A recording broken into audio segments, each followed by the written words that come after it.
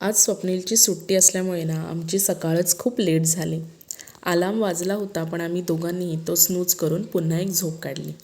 मग मस्त आरामात उठलो आणि आज काही घाई नाही असाच आमचा मूड होता. नाश्त्याला काहीतरी हलकं खायचं ठरवलं आणि आम्ही बॉईल केलेला ना मका खाल्ला.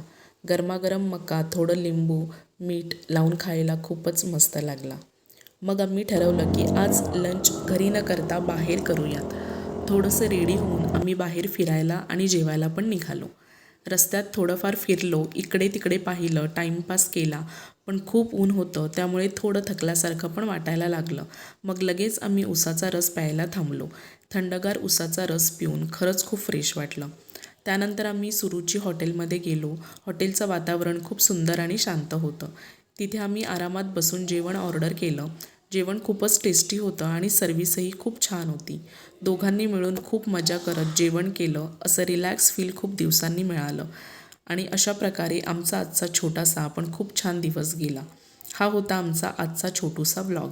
जर तुम्हाला असा साधा सोपा डे आवडला असेल तर व्हिडिओला लाईक, शेअर अँड सबस्क्राईब करायला विसरू नका. आणि भेटूयात नेक्स्ट व्लॉगमध्ये. तोपर्यंत बाय.